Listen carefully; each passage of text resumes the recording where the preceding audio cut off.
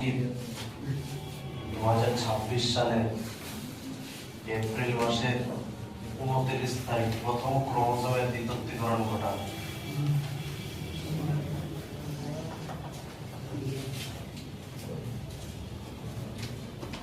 আতিক কই আতিক বাবা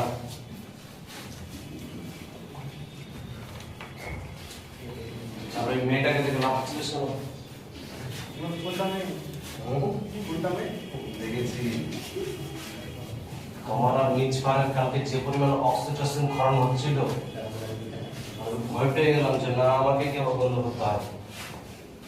আমরা বোর্ডিং করছিলাম ওই বোর্ডিংয়ে ওতে বেরিয়ে এসেছিল আসল রূপগুলো। 11 সবার হয়তো বোরিং এ কাটতে পারে, কেটেও হয়তো অনেকজন আর মোবাইল টোবাইল নেই, এমনি ঘোরাঘুরি আর কতক্ষণ করবো, ছবি টবি তোলা হয়নি এরকম। 2-4 জন যা আমার মোবাইল থেকে তুলেছে ওটাই, আর তাদের মোবাইল থেকে তুললে শেষ। বাপটাকে মজা তো নিয়েছে আত্মিকটা দিয়ে মিস করা। মোবাইল নেই তো কি হয়েছে, আমরা তো আছি। কে না মিস কর দাঁড়ান বলেন ক্রোমোজোমের দ্বিতীয়করণ কোন দশায় হয়?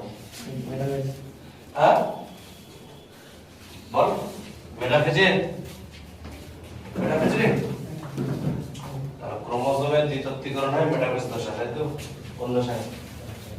হ্যাঁ ঠিক মেটাফেজে।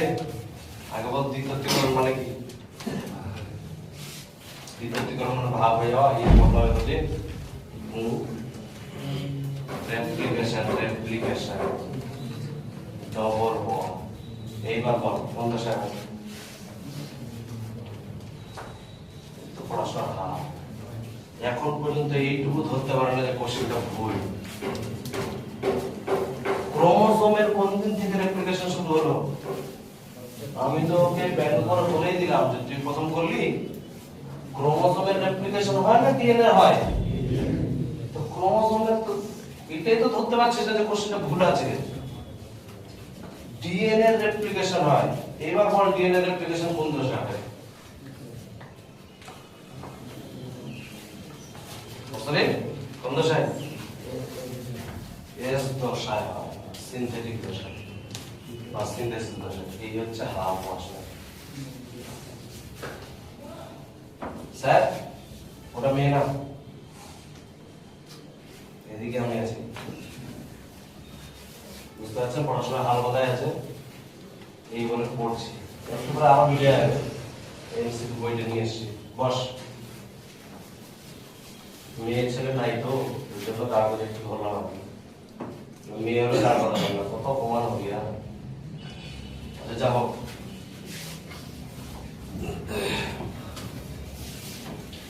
আজকের যে বিষয়বস্তু সেটা হচ্ছে আমাদের ক্যারিওকাইনেসিসের যে লাস্ট দশা ছিল। ক্যারিওকাইনেসিসের লাস্ট দশা কি? টেলোফেজ। সেই টেলোফেজ আমাদের আজকে লাস্ট দশা, সেটাই দশায় পড়বো আমরা। তারপর সাইটোকাইনেসিস করে আমরা এর মাইটোসিস কোষ বিভাজনটাকে শেষ করব। তারপর আমরা কিছু কোশ্চেন অ্যানসার প্র্যাকটিস করব, ঠিক আছে? আচ্ছা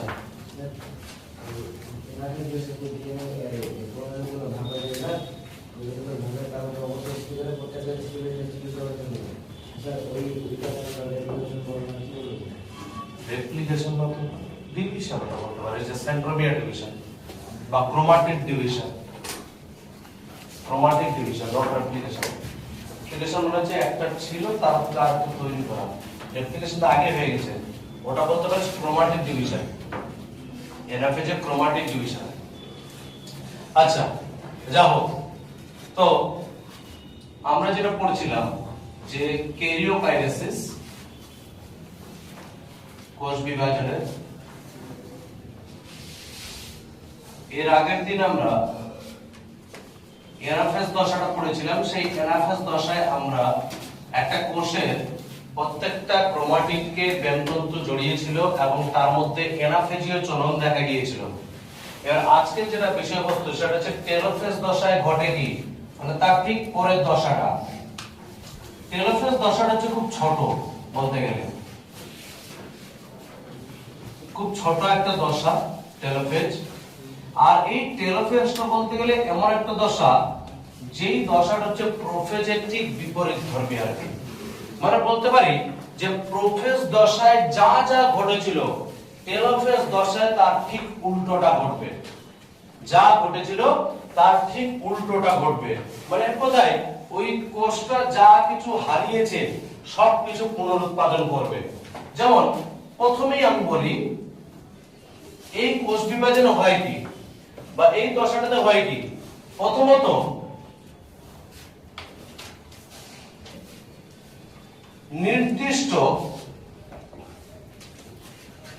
নির্দিষ্ট মেরুতে প্রতিটি স্বতন্ত্র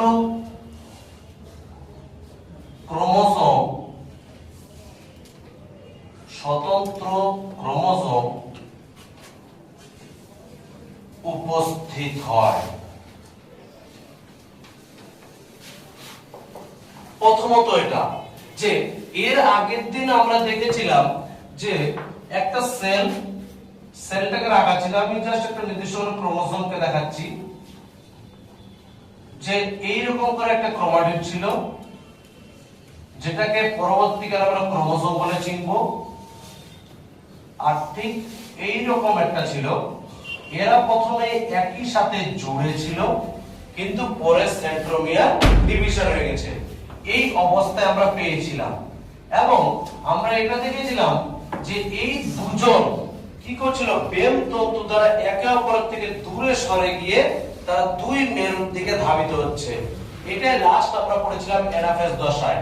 আজকে টেলোফেজ দশায় দেখছি যে এই দুজন ক্রোমাটিড যারা পরবর্তীকালে ক্রোমোসোম একটা নির্দিষ্ট ক্রোমোসোম তারা আস্তে আস্তে ধাবিত হয়ে গিয়ে এইখানে যে মেরু রয়েছে, যেখানে ছিল সেন্ট্রোজোম, এইখানে যে মেরু রয়েছে এই মেরুর কাছে গিয়ে অবস্থান করছে বা মেরুতে গিয়ে পৌঁছে গেছে এই ক্রোমোসোম।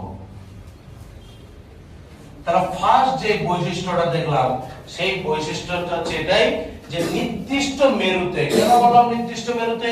কারণ এর নির্দিষ্ট মেরু কোনোদিন এটা হতে পারে না বা এর মেরু কোনোদিন এই দিকটা হতে পারে না। সে যেই দিকের বেলতন্তুর সাথে যুক্ত থাকবে সে সেই দিকেই ধাবিত হবে। তো নির্দিষ্ট মেরুতে প্রতিটি স্বতন্ত্র, এই যে এক একটা স্বতন্ত্র ক্রোমোসোম, প্রতিটি স্বতন্ত্র ক্রোমোসোম উপস্থিত হয়, মানে মেরুতে গিয়ে পৌঁছে যায়। ঠিক আছে, মেরুতে গিয়ে যখনই পৌঁছে গেল, আচ্ছা এবার একটু প্রোফেজ দশাটাকে মনে করি। প্রথমেই প্রোফেজ দশায় একটা জিনিস ঘটিয়েছিলাম, সেটা হচ্ছে জলের বিয়োজন ঘটিয়েছিলাম, তাই না?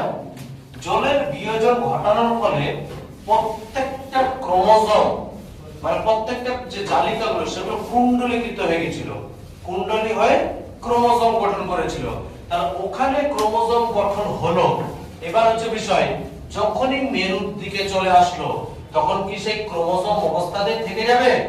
থাকবে না তো, কারণ আমরা জানি নরমাল কোষে কোনোদিন ক্রোমোসোম এইভাবে গঠন হয়ে থাকে না।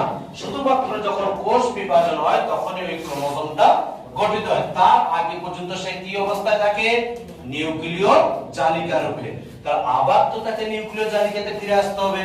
তাহলে দ্বিতীয় বৈশিষ্ট্য এটাই যে ক্রোমোসোমের কুণ্ডলী খুলতে থাকে। ক্রোমোসোমের কুণ্ডলী খুলতে শুরু করে বা খুলতে থাকে, যা সরু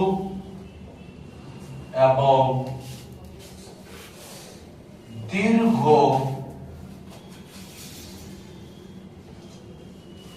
প্রথমে সরু এবং দীর্ঘ ক্রোমোসোম গঠন করে। করার চেষ্টা ক্রোমোসোম ছিল, ক্রোমোসোমই আবার গঠন করলো। বিষয়টা হচ্ছে এটাই, এখনো তো নিউক্লিয়াস পুরোপুরি গঠন হয়নি।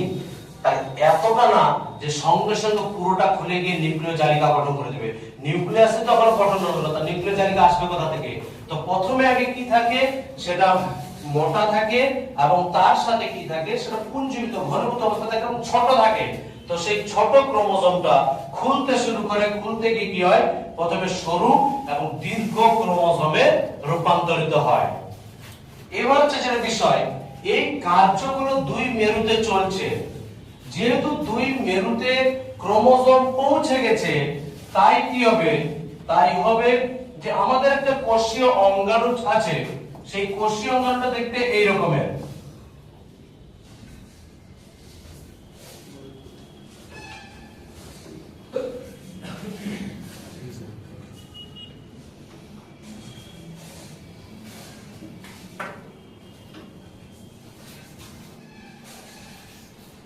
কোষীয় অঙ্গাণুটা দেখতে এই রকমের। আমরা জানি এই কোষীয় অঙ্গাণুটার নাম কি?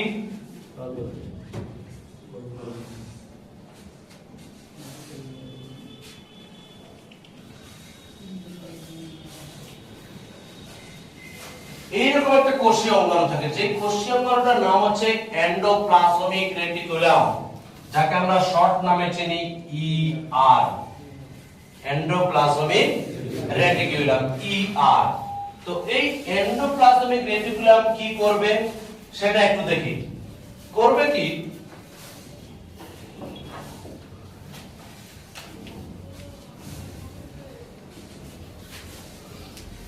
এই মেরুতে যখন এই রকম করে প্রত্যেকটা ক্রোমোজোম এসে উপস্থিত হবে, এইদিকে একটা মেরু, এইদিকে একটা মেরু, এইরকম এসে যখন উপস্থিত হবে, এবার এদের কি করতে হবে, এদেরকে ঘিরে তো নিউক্লিয়াসটা গঠন করতে হবে।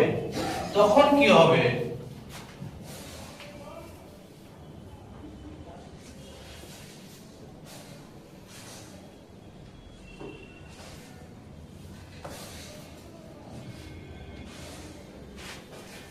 কি দেখতে পাচ্ছি আমরা, এন্ডোপ্লাজমিক রেটিকুলামটা কিভাবে আঁকলাম আর কি, যে অপত্য, ওইখানে অপত্য যে ক্রোমোজোম রয়েছে যেগুলো সরু এবং দীর্ঘ, সেই অপত্য ক্রোমোজোম গুলোকে ঘিরে কে আছে, এন্ডোপ্লাজমিক রেটিকুলাম।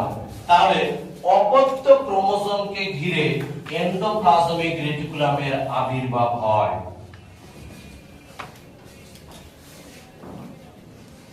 অপত্য ক্রোমোজোমকে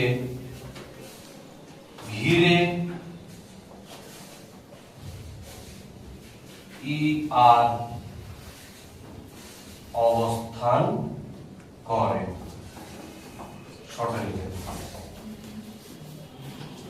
অপত্য ক্রোমোজোমকে ঘিরে ER অবস্থান করে, এই লাইনটার সাথেই অ্যাড হবে যেটা বললাম যে প্রোফেজের বিপরীত, যা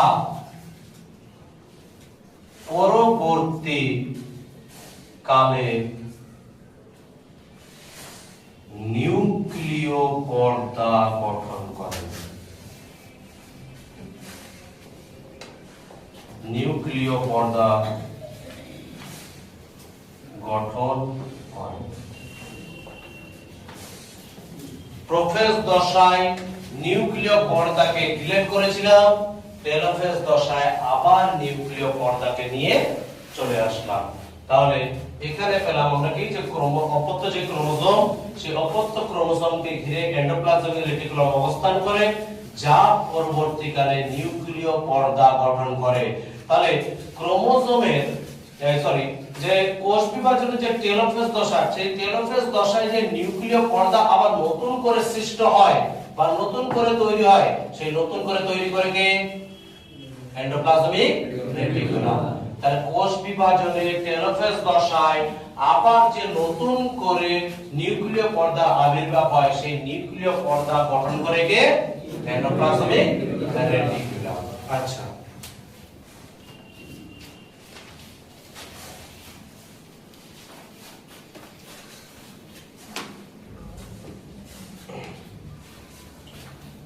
তাহলে নিউক্লিয় পর্দা গঠন হয়ে গেছে। আচ্ছা, তাহলে এর বাইরে আমরা পাচ্ছি নিউক্লিয় পর্দা।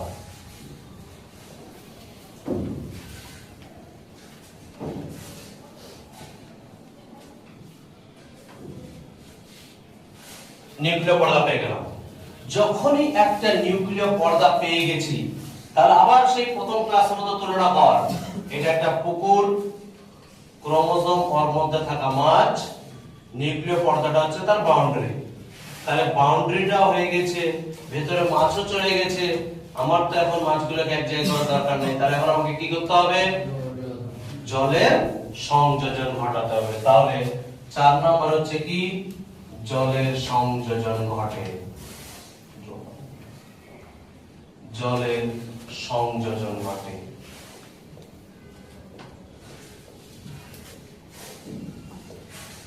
জলের সংযোজন ঘটে।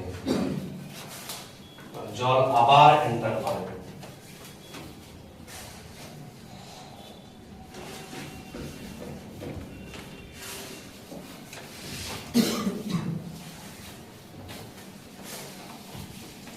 পুকুরে যখনই জল ঢুকিয়ে দিলি, সেই মাছ কি আর একই জায়গায় থাকবে? থাকবে না, তারা ছড়িয়ে ছিটিয়ে যাবে। তাহলে 5 হচ্ছে ক্রোমোজোমের কুণ্ডলী খুলে গিয়ে নিউক্লিয় জালিকা গঠন করে।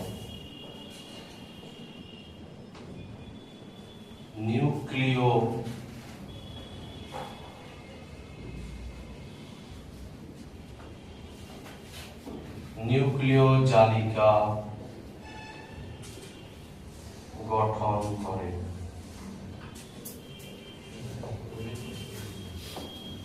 নিউক্লিয় জালিকাও আসলো, জলের সংযোজন ঘটলো, নিউক্লিয় পর্দা চলে আসলো। নিউক্লিয়াসটা কি পুরোপুরি তৈরি হয়েছে? হয়নি, এখনো হয়নি। কারণ একটা নিউক্লিয়াসকে যখন আমরা দেখি, তার 4টা জিনিস প্রধান দেখা হয়। কেমন? এই যে বাইরে যে আস্তরণ, সেটা হচ্ছে নিউক্লিয়ার মেমব্রেন, তাই তো? NM, nuclear membrane. আচ্ছা, নিউক্লিয়ার মেমব্রেনের ভিতরে যখন ঢুকবো,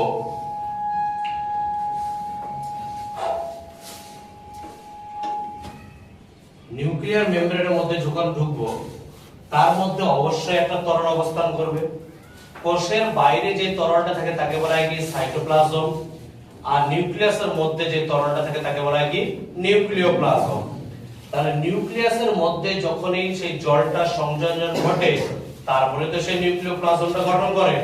তাহলে নিউক্লিওপ্লাজমও গঠন হয়ে গেছে, এনপি, নিউক্লিওপ্লাজম। দুটো হলো নিউক্লিয়াসের। আর একটা ক্রোমোজোমের, আরে ক্রোমোজোম আর কি লিখেছি? ওটাই ফাটে না।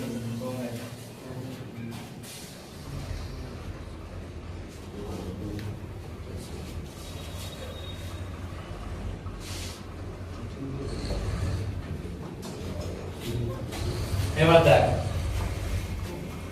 NP, nucleoplasm, nuclear membrane. ওখানে লিখেছি ক্রোমোজোমের কুণ্ডলী খুলে গিয়ে নিউক্লিয় জালিকা গঠন করে। তাহলে প্রথমত এরা খুলে গিয়ে আবার এই জায়গায় যারা ছড়িয়ে ছিটিয়ে সরু এবং দীর্ঘ ক্রোমোজোম গুলো ছিল, সেই সরু এবং দীর্ঘ ক্রোমোজোম গুলো না থেকে তারা এই যে জালকটা, এই জালকটার আবার পুনরাবৃত্তি ঘটাবে। তাহলে এখানে পেলাম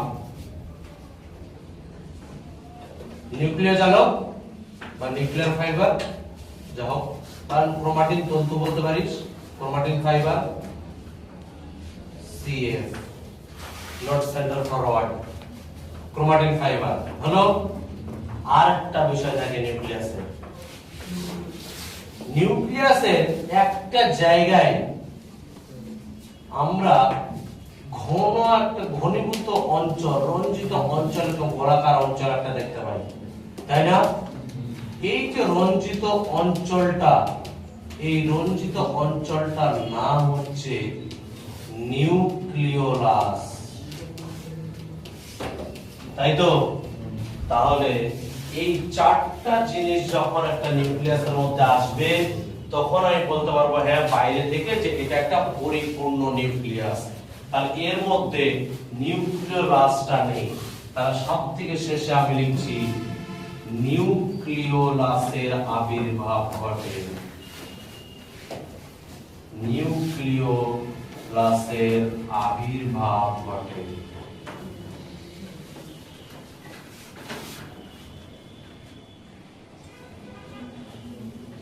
নিউক্লিওলাসের আবির্ভাব ঘটে।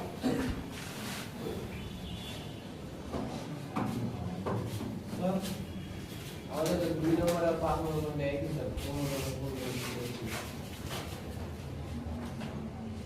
রেট পাবো 2 নম্বর পয়েন্টটাই বলছি। এদিকে অবশ্যই স্যার 2 নম্বর আর 5 নম্বর পয়েন্টটা কি? হ্যাঁ, এটা বলতে পারিস যে 2 নাম্বারটা লেখার পর তারপরে 5 নাম্বার লাইনটা যদি অ্যাড করে দিস তাহলে এটা পরিপূর্ণ বৈশিষ্ট্য হয়। কিন্তু একই সাথে তো ওটা ঘটে না। প্রথমে আমি বলি কি রকম, ধর এইটা একটা ক্রোমোজোম, তাই তো? এটা প্রাথমিক অবস্থায় আছে, যেটা এনাফেজ থেকে এনাফেজের চরণের মাধ্যমে মেরুর দিকে গেল, ঠিক আছে? প্রথমত কি হবে, এটা কুণ্ডলী খুলবে। কুণ্ডলী যদি খুলে যায় তাহলে এই কি সরাসরি জালিকা গঠন করে দেবে? না, সরাসরি জালিকা গঠন করবে না। তাহলে সে কি করবে?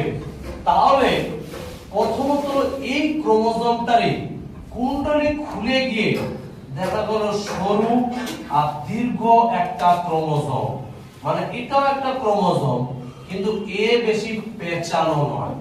বোঝা গেল? প্রথমে এই স্টেজটা আসবে, এই স্টেজে আসার পর তারপর আবার খুলে গিয়ে শেষে যেটা পয়েন্ট লেখালাম যে নিউক্লিয় জালিকা গঠন করবে। বোঝা গেল? এই হচ্ছে বিষয়টা, যে ওটা বলতে পারিস একটা মধ্য স্টেজ। এবার কি হচ্ছে, এই ক্রোমোজোম থেকে যখন এই জিনিসটা গঠন হচ্ছে তারপরে নিউক্লিয় পর্দার আবির্ভাব ঘটছে। তো নিউক্লিয় পর্দা না আসতে নিউক্লিয় জালিকা তৈরি করে দেবো, মানে আগে তো নিউক্লিয় পর্দাটা ঘটাতে হবে। তো ঘটনার চক্রে আমি লিখছি ওখানে এক কথায় স্টেজে স্টেজে এরপরে কি ঘটে, এরপরে কি ঘটে, এই রকম। তো ওই জন্য এইটাকে গঠন করে রেখে দিলাম, রেখে দেওয়ার পর তারপর নিউক্লিয় পর্দাকে নিয়ে আসলাম, নিউক্লিয় পর্দাকে নিয়ে আসার পর তারপর নিউক্লিয় জালিকাকে গঠন করে দিলাম। এই হচ্ছে ঘটনা চক্র। বোঝা গেল? এইবার দেখ পুরো নিউক্লিয়াসটা গঠন হয়ে গেছে।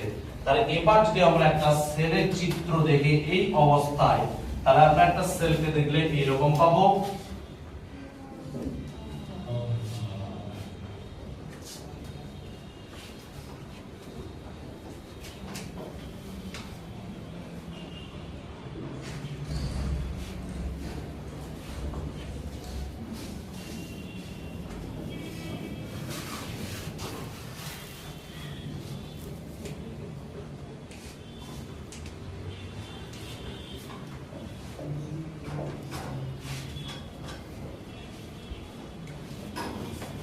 এইরকম অবস্থায় একটা সেল পাবো।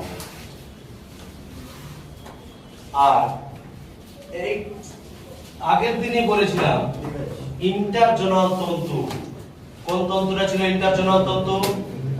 দুটো ক্রোমাটিড যা আলাদা হয়ে গেল তাদের মাঝে যে তন্তুটা, সেই তন্তুটা জমা হয়, তাই না? জমা হয়ে গিয়ে একটা জিনিস গঠন করে, কি নাম বলেছিলাম? Stem body. তাহলে এই ক্রোমোসোমাল তন্তুগুলো যুক্ত হয়ে ইন্টারজোনাল তন্তুগুলো পরপর সজ্জিত হয়ে স্টেম বডি গঠন করে। তাহলে এই অবস্থায় একটা সেলকে আমি পাবো লাস্ট যখন আমি টেলোফেজ দশাটাকে পরিলক্ষিত করব বা আমি পর্যবেক্ষণ করব, তখন এই অবস্থায় আমি একটা সেলকে পাবো। বোঝা গেল? তাহলে এই হচ্ছে পুরোপুরি ক্যারিওকাইনেসিস বা নিউক্লিয়াস বিভাজন। বোঝা গেল? নিউক্লিয়াস বিভাজন এই হচ্ছে ক্যারিওকাইনেসিস।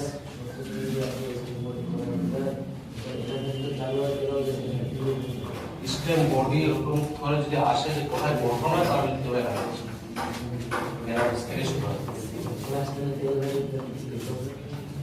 তবে যদি বলি যে শুরু কোথা থেকে হয়,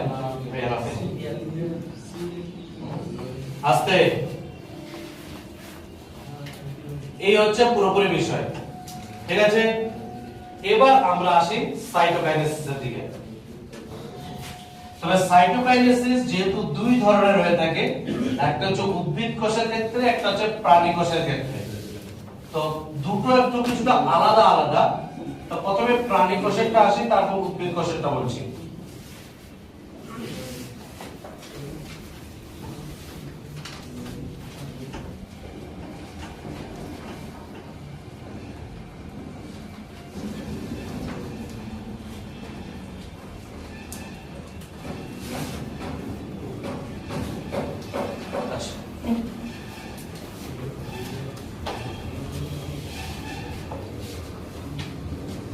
cytokinesis.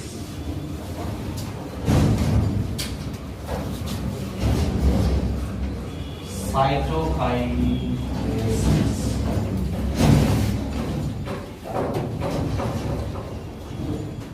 Animal cell, animal cell. প্রাণী কোষের ক্ষেত্রে প্রথমে, প্রাণী কোষের ক্ষেত্রে দেখি আগে কি হয়। এই যে এই জিনিসটা, একটা যে ভাঁজ আমরা দেখতে পেয়েছি, এই ভাঁজটাকে কি নাম দিয়েছিলাম? ক্লিভেজ।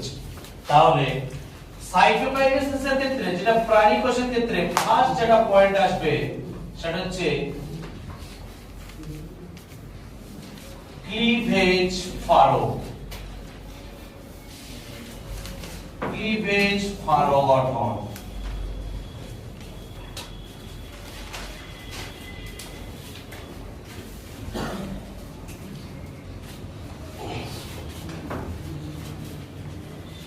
ক্লিভেজ ফারো গঠন এই জিনিসটা কি? এই জিনিসটা হচ্ছে যে কোষ বিভাজনের অন্তিম দশায়, কি বললাম? কোষ বিভাজনের অন্তিম দশায় কোষের বিষুব অঞ্চলে এক ধরনের ভাঁজের সৃষ্টি হয়। এই যে ভাঁজের সৃষ্টি হয়, এটাকে বলা হয় ক্লিভেজ ফারো গঠন। ক্লিভেজ মানে ভাঁজ আর কি। তো ক্লিভেজ ফারো গঠন কথার অর্থ কি বললাম? যে কোষ বিভাজনের বা নিউক্লিয়াস বিভাজনের যে অন্তিম দশা, সেই দশাতে আমরা দেখতে পাই যে কোষের বিষুব অঞ্চলে এক ধরনের ভাঁজের সৃষ্টি হয়। সেই ভাঁজটাকে বলা হয় ক্লিভেজ ফারো গঠন। এই ক্লিভেজ ফারো গঠন হওয়ার পর দ্বিতীয় যে পয়েন্টটা আসে সেটা হচ্ছে সংকোচন বল। এই সংকোচন বলটা এবার কে সৃষ্টি করে সেটা বলছি। সংকোচন বল, দুটো প্রোটিনের নাম বলছি আমি। এক হচ্ছে অ্যাক্টিন, দ্বিতীয় হচ্ছে মায়োসিন। যখন লোকোমোশন পড়বি, সেই লোকোমোশনে পাবি, পরের যে সেমিস্টার আছে তোদের, এই অ্যাক্টিন আর মায়োসিন প্রোটিনের কথাটা পাবি। তো এই অ্যাক্টিন এবং এই মায়োসিন যে প্রোটিন রয়েছে, এই প্রোটিনটা কি হয়? এই কোষের মাঝ বরাবর এসে জমা হয়। তাহলে অ্যাক্টিন এবং মায়োসিনকে আমরা কোষের মাঝ বরাবর পাবো। অ্যাক্টিন এবং মায়োসিন কোষের মাঝ বরাবর এসে জমা হবে। আর এই মাঝ বরাবর জমা হওয়ার কারণে এদের কাজ কি জানিস? লোকোমোশন যখন পড়বি তখন দেখতে পাবি এদের কাজ হচ্ছে এই যে আমাদের যে পা, এই পাটা আমরা তুলছি নামাচ্ছি, এটা কিসের মাধ্যমে হচ্ছে? সংকোচন প্রসারণের মাধ্যমে। তো মাসল দিয়ে রয়েছে, আমাদের যে পেশি রয়েছে তার সংকোচন প্রসারণের মাধ্যমে হচ্ছে। তাহলে এই সংকোচন প্রসারণটা করাই হচ্ছে এই অ্যাক্টিন আর মায়োসিন প্রোটিন। এবার কি করে? এই অ্যাক্টিন মায়োসিন এই দুটো প্রোটিন এখানে জমা হওয়ার ফলে এই যে দুই সাইডের ক্লিভেজ, এই দুই সাইডের ক্লিভেজকে মধ্য বরাবর টানের সৃষ্টি করে। যেই টানটার কারণে কি হয়? এই যে ক্লিভেজ, এই ক্লিভেজ আস্তে আস্তে ভিতরের দিকে ঢুকতে থাকে। তাহলে বললাম যে অ্যাক্টিন এবং মায়োসিন প্রোটিন কোষের যে বিষুব অঞ্চল সেখানে সে জমা হয়, যার কারণে কি হয়? একটা সংকোচন সংকোচন বল উৎপত্তি করে। এই সংকোচন বলের কারণে কি হয়, কোষের মাঝ বরাবর যে সাইটোপ্লাজম, সেই সাইটোপ্লাজমের যে ক্লিভেজ সেটা আরো ভিতরের দিকে ঢুকতে শুরু করে বা আরো গর্তটা গভীরভাবে সৃষ্টি হয়। আর এই টানের কারণে আস্তে আস্তে কি হয়, এই যে মাঝ বরাবর অঞ্চলটা, এই মাঝ বরাবর অঞ্চলে আমরা দেখতে পাই একে অপরের থেকে আলাদা হয়ে গিয়ে দুটো অপত্য কোষ সৃষ্টি করে। বোঝা গেল? এই হচ্ছে সাইটোকাইনেসিস অ্যানিমাল সেলের ক্ষেত্রে বা প্রাণী কোষের ক্ষেত্রে। যে প্রাণী কোষের ক্ষেত্রে শুধু কি হয়, প্রথমত ক্লিভেজ ফাড় গঠন হয়, যেটা বললাম যে কোষ বিভাজনের বা ক্যারিওকাইনেসিসের অন্তিম দশায় কি হয়, কোষের বিষুব অঞ্চলের মাঝ বরাবর স্টেম বডির কারণে একটা ভাঁজের সৃষ্টি হয়। এই ভাঁজ সৃষ্টি হওয়ার পর তারপরে অ্যাক্টিন এবং মায়োসিন প্রোটিন একটা সংকোচন বল সৃষ্টি করে, বা এই প্রোটিনটা সংকোচনের কারণে কি হয়, সেই ক্লিভেজ বা ভাঁজ আস্তে আস্তে আর গভীর গর্তের সৃষ্টি করে এবং এক সময় সাইটোপ্লাজমটা দুটি ভাগে ভাগ হয়ে গিয়ে দুটো অপত্য কোষ সৃষ্টি করে। যেই দুটো পয়েন্ট বললাম ওই দুটো পয়েন্ট বইতে দেখবি যে পয়েন্ট হিসাবে লেখা নেই, ডাইরেক্ট একই সাথে ভাষাটাকে লেখা রয়েছে। তবে এই প্রোটিনগুলোর নাম দেওয়া নেই, শুধু বলা আছে যে ক্লিভেজ বা ফাড় গঠনের মাধ্যমে, ক্লিভেজ ফাড় গঠনের মাধ্যমে একটা ভাঁজের সৃষ্টি হয় কোষের মাঝ বরাবর, যা পরবর্তীকালে বৃদ্ধি পেয়ে সাইটোপ্লাজমটাকে দুই ভাগে ভাগ করে দেয়। এইটুকুই বলা আছে। তাহলে এই দুটো পয়েন্ট যখন সাইটোকাইনেসিস বলে, এই দুটো পয়েন্ট যেন অবশ্যই থাকে। এক হচ্ছে ক্লিভেজ ফাড় গঠন আর দুই হচ্ছে সংকোচন বল, যেটা গঠন করে বা যেটা তৈরি করে বা উদ্বুদ্ধ করে অ্যাক্টিন এবং মায়োসিন প্রোটিন। বোঝা গেল? এইভাবে করে আমরা দুটো অপত্য কোষকে পেয়ে গেলাম, যে দুটো কোষের দুটো অপত্য নিউক্লিয়াস রয়েছে। আর যেহেতু এখানে ক্রোমাটিড গুলো এসেছিল এবং তারা প্রত্যেককে একটা স্বতন্ত্র ক্রোমোজোম রূপে নিজেকে উপস্থাপন করেছিল, তাই এখানেও চলে আসলো 46টা ক্রোমোজোম, এইখানেও চলে আসলো 46টা ক্রোমোজোম। মাতৃত্ব ছিল 46, অপত্যত চলে আসলো 46। এই কারণে এই মাইটোসিস কোষ বিভাজনকে সমবিভাজন বলা হয়ে থাকে। বোঝা গেল? এই হচ্ছে মাইটোসিস কোষ বিভাজন। এবার যেটা আছে সেটা হচ্ছে সাইটোকাইনেসিস আছে প্লান্ট সেলের ক্ষেত্রে।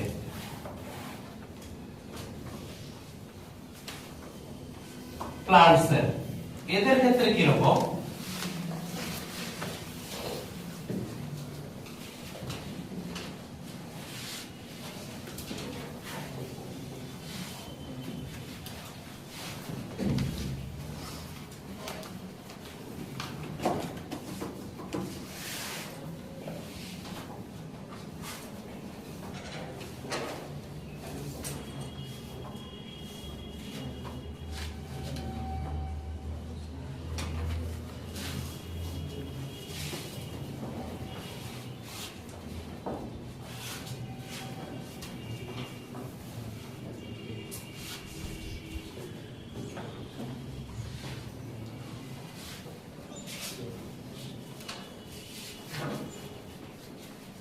সেম প্লান্ট সেলের ক্ষেত্রে দুই মেরুতে দুটো ক্রোমোজোম, নিউক্লিয়াস।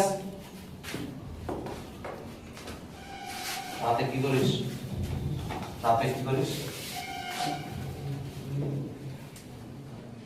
একটা ছেলে ক্লাসের শুরু থেকে কিভাবে ঘুমায়?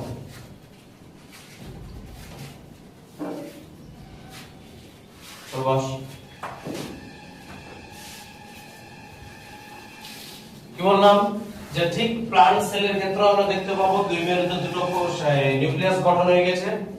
এবার যেটা বিষয়, এর ক্ষেত্রে কি ঘটে? এর ক্ষেত্রে প্রথমেই ফ্রাগমোপ্লাস্ট গঠন হয়। ফ্রাগমোপ্লাস্ট গঠন,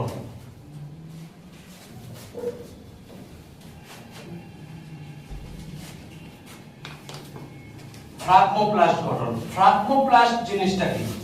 আচ্ছা, তোদের মনে আছে উদ্ভিদ কোষের ক্ষেত্রে যেটা বলেছিলাম যে আমাদের যে বডিটা, এই বডির যে স্ট্রাকচার, এটা গঠন করে কে? আমাদের হাড়, আমাদের কঙ্কাল। আচ্ছা, কোষের ক্ষেত্রে ওর যে গঠন সেটা তৈরি করে কে? মাইক্রোটিউবিউল, তাই তো? তো এই যে ফ্রাগমোপ্লাস্ট, এখানে কি হয়, সেই মাইক্রোটিউবিউল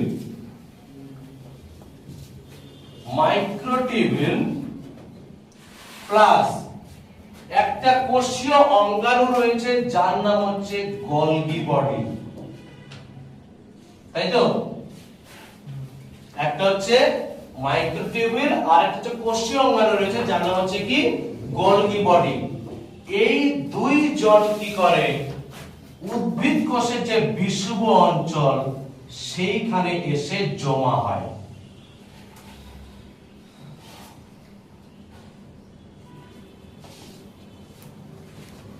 কোষের যে বিষুব অঞ্চল সেইখানে এসে জমা হয়। প্রথম হচ্ছে তাহলে মাইক্রোটিউবিউল প্লাস গোলগি বডি, এই দুইজন মিলে উদ্ভিদ কোষের বিষুব অঞ্চলে যে গঠনটা সৃষ্টি করে তার নামই হচ্ছে ফ্রাগমোপ্লাস্ট। বোঝা গেল? তাহলে উদ্ভিদ কোষের সাইটোকাইনেসিসের প্রথম পয়েন্ট হচ্ছে ফ্রাগমোপ্লাস্ট গঠন, যেটা গঠন করে কে? মাইক্রোটিউবিউল আর গোলগি বডি। আচ্ছা, ফ্রাগমোপ্লাস্ট গঠন হয়ে যাওয়ার পরে এবার দ্বিতীয় বিষয় হচ্ছে কোষপাত গঠন। কোষপাত গঠন এবার কি হয়, ওই যে গোলগি অ্যাপারেটাস রয়েছে বা গোলগি বডি রয়েছে, এই গোলগি বডি কি করে না, এই গোলগি বডি উৎপন্ন করে গহ্বর।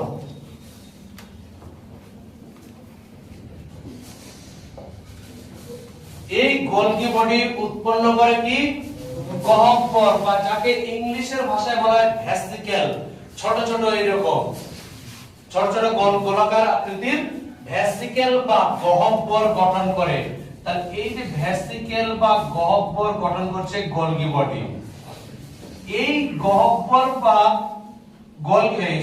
ভেসিকেল গুলো কি হয়, আস্তে আস্তে মেরুর দিকে পরিধির দিকে যেতে থাকে।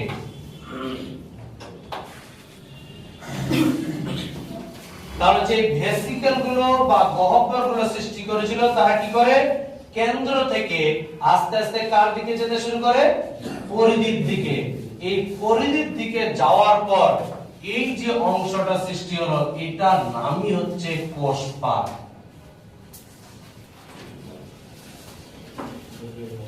এটার নামই হচ্ছে কি? কোষপাত।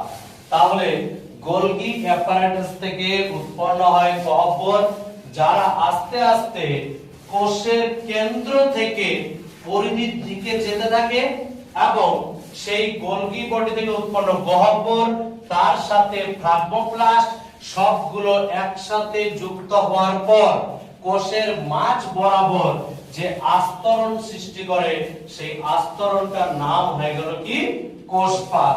তাহলে প্রথমে ছিল ফ্রাগমোপ্লাস্ট, তারপর তার সাথে আবার গহ্বর যুক্ত হয়ে কি তৈরি হয়ে গেল? কোষপাত গঠন হলো। কোষপাত যখনই গঠন হবে তারপরে যেটা কোষ প্রাচীর গঠনের জন্য প্রধান সেই জিনিসগুলো, যেমন সেলুলোজ জাতীয় পদার্থ জমা, সেলুলোজ জাতীয় পদার্থ জমা হয়। সেলুলোজ জাতীয় পদার্থ জমা হয়, যেমন একটা নাম হচ্ছে পেকটিন। তাহলে সেলুলোজ জাতীয় পদার্থ পেকটিন এরকম, বা সেলুলোজ কেন আমরা জানি যে উদ্ভিদ কোষের কোষ প্রাচীর যে গঠন হয় সেটা কিন্তু সেলুলোজ বা সেলুলোজ জাতীয় পদার্থ দ্বারাই গঠন হয়। তাহলে সেলুলোজ জাতীয় পদার্থ যখন এই কোষ পাতের মধ্যে জমা হয়, সেই জমা হওয়ার পরেই সেই কোষ পাতটা কোষ প্রাচীরে পরিণত হয়। এবার যখনই কোষ প্রাচীরে পরিণত হবে তখন দেখতে পাবো আমরা সেই দুটো কোষের মাঝে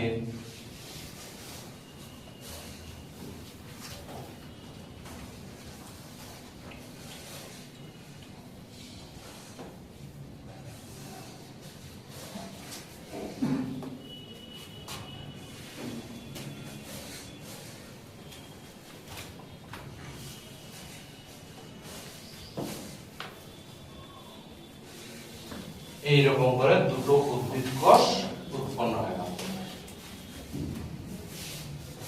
কোষ প্রাচীর যখনই গঠন হয়ে গেছে,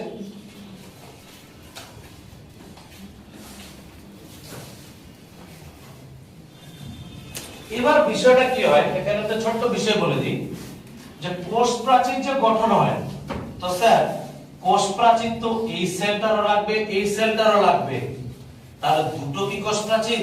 অবশ্যই দুটো।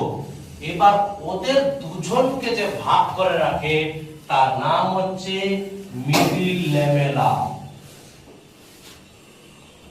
Middle lamella. এই মিডিল ল্যামেলাটাই কি হয়, পরবর্তীকালে দুটো কোষ প্রাচীরকে আলাদা করে দেয়। তাহলে ওই যে কোষপাত থেকে কোষ প্রাচীর গঠন, ওই কোষ প্রাচীর গঠনের সময় বলে দিবি যে কোষপাত গঠন করে গোলগি বডি থেকে উৎপন্ন হয় গহ্বর, এবং তার সাথে মাইক্রোটিউবুল এবং গোলগি বডি সবাই একসাথে যুক্ত হয়ে কোষপাত গঠন করে। কোষপাতের মধ্যে সেলুলোজ জাতীয় পদার্থ যেমন পেকটিন জমা হয়ে গিয়ে মিডিল ল্যামেলা এবং কোষ প্রাচীর গঠন হয়, যা পরবর্তীকালে দুটো কোষ প্রাচীরকে আলাদা করে দিয়ে দুটো অপত্য উদ্ভিদ কোষ সৃষ্টি করে। বোঝা গেল? এইরকম করে দুটো অপত্য কোষ সৃষ্টি হয়। তাহলে এই গেল উদ্ভিদ কোষ, প্রাণী কোষ, তাদের মধ্যে ঘটা মাইটোসিস প্রক্রিয়া, যা দুটো দশা দেখেছিলাম আমরা প্রাথমিকভাবে, ইন্টারফেজ এবং মাইটোটিক ফেজ। ইন্টারফেজটা তো সবার ক্ষেত্রে দেখেছিলাম, সরি ওটা হচ্ছে কোষ চক্রের। তারপর হচ্ছে আমাদের যে কোষ বিভাজনের ক্ষেত্রে যেটা বললাম যে দুটো দশা, ক্যারিওকাইনেসিস এবং সাইটোকাইনেসিস। ক্যারিওকাইনেসিসের আমরা চারটা দশা দেখলাম, প্রোফেজ, মেটাফেজ, অ্যানাফেজ, টেলোফেজ। আর তারপরে যখন নিউক্লিয়াসকে বিভাজন করে দিলাম, শেষে দেখলাম সাইটোকাইনেসিস। সেটা দুটো সেলের ক্ষেত্রে আমরা দেখলাম, এক হচ্ছে প্লান্ট সেল, এক হচ্ছে অ্যানিমাল সেল। প্লান্ট সেলের ক্ষেত্রে যেটা সাইটোকাইনেসিস ছিল সেটা দুটোর মধ্যে বললাম, প্রথমত কি গঠন হলো, ক্লিভেজ ফোয়ারা গঠন হলো, আর তারপরে কি সংকোচন বলের কারণে সাইটোপ্লাজম আস্তে আস্তে কাছে আসতে গিয়ে শেষে দুটো অপত্য কোষ সৃষ্টি করলো। আর প্লান্ট সেলের ক্ষেত্রে বলে দিলাম যে প্রথমত ফাইব্রোব্লাস্ট গঠন করে, যা মাইক্রোটিউবুল এবং গোলগি বডি গঠন করে। তারপরে কোষপাত, কোষপাত গঠন হয় কিভাবে, ওই যে মাইক্রোটিউবুল এবং গোলগি বডি মিলে ফাইব্রোব্লাস্ট গঠন করেছিল কোষের মাঝ বরাবর। তারপরে সেখানে গোলগি বডি থেকে উৎপন্ন করা গহ্বরগুলো আস্তে আস্তে জমা হতে হতে সেটা কোথায় যায়, পরিধির দিকে যায়। আর পরিধির দিকে যাওয়ার পরে সেটা গঠন করে কি, কোষপাত। এবার এই কোষপাতের মধ্যে সেলুলোজ জাতীয় পদার্থ এবং সেলুলোজ যেমন পেকটিন, এরা কি হয়, সেই জায়গাটায় জমা হয় মিডিল ল্যামেলা এবং কোষ প্রাচীর গঠন করে। এবার এই মিডিল ল্যামেলা বরাবর দুটো কোষ প্রাচীর আলাদা হয়ে গিয়ে দুটো অপত্য কোষ সৃষ্টি করে। এই হলো প্রাণী কোষ এবং উদ্ভিদ কোষের সাইটোকাইনেসিস পদ্ধতি। এবার একটা এখানে দুটো শর্ট কোশ্চেন শুধু আমি বলে দিই।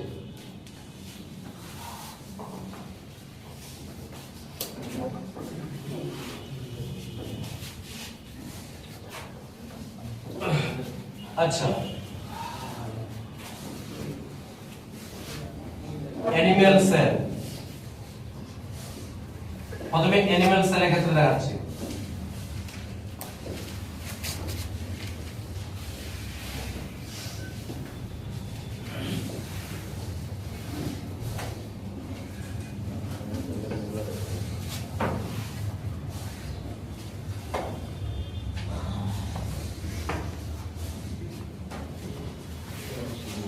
অ্যানিমাল সেলটাকে আমরা শেষ দিকে এমন পেয়েছিলাম তো। আচ্ছা, এবার বিষয়টা দেখ, এটা কি পরিধি নয়? পরিধি তো, এটা পরিধি।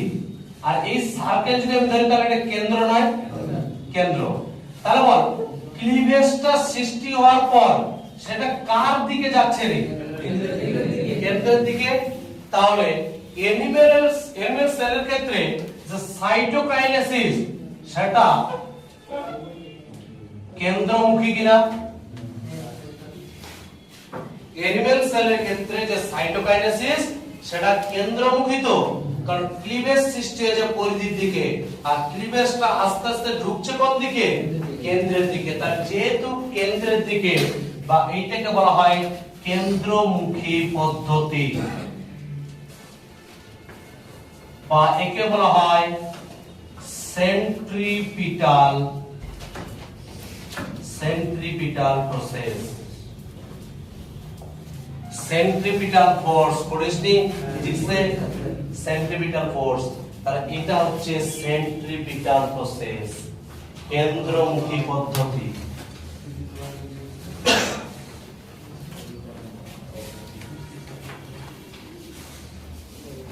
তাহলে প্রাণী কোষের ক্ষেত্রে সাইটোকাইনেসিস হচ্ছে কেন্দ্রমুখী পদ্ধতি বা সেন্ট্রিপিটাল প্রসেস।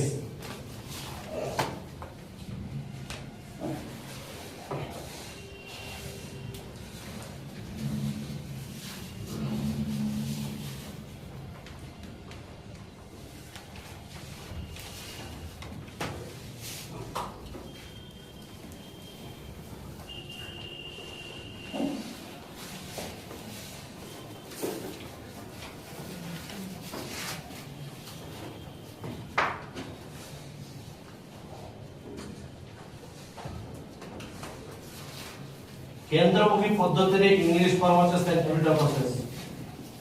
ওটা ইংলিশে লিখলাম।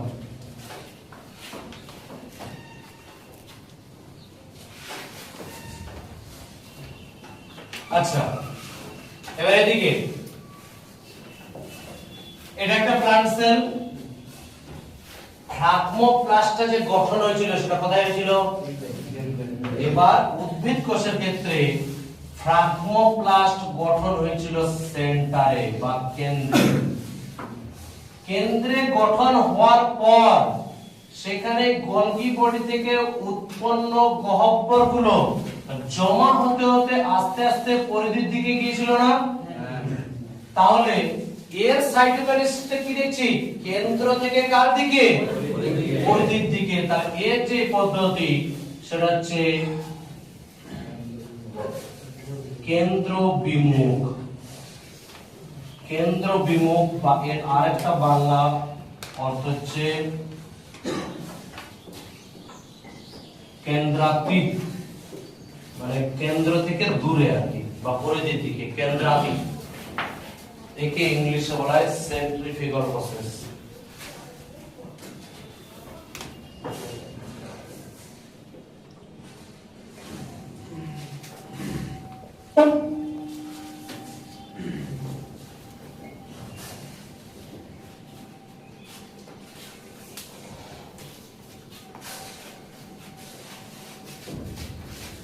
এই হলো দুটো কোষের ক্ষেত্রে।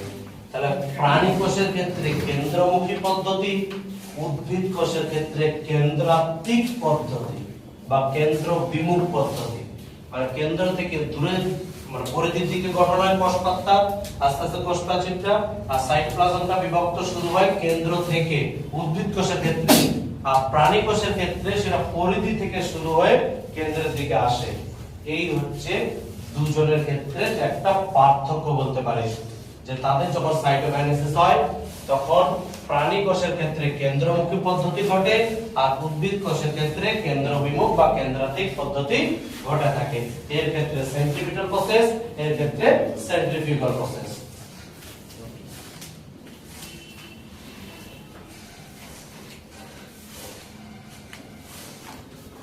এই হচ্ছে মাইটোসিস, কোষ বিভাজন। এই কোষ বিভাজনটা শেষ হলো। এবার ওই কোষ বিভাজনটা একই সাথে করবি, মানে পুরো প্রোফেজ থেকে শুরু করবি, সাইটোকাইনেসিসে এসে শেষ করবি। দেখবি পুরো কোষ বিভাজনের ঘটনা যেগুলো, সেই ঘটনাগুলো পরপর সাজিয়ে পড়বি, দেখবি পুরো বুঝতে পারবি যে কোষ কোথায় বিভাজন শুরু হয়েছিল আর কোথায় গিয়ে শেষ হলো।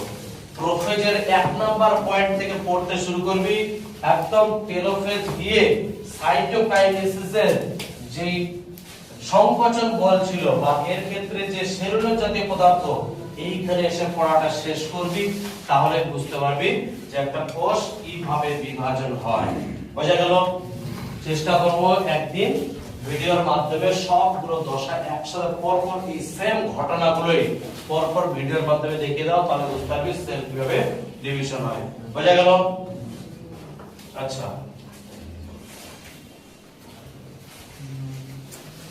আজকে এই পর্যন্তই।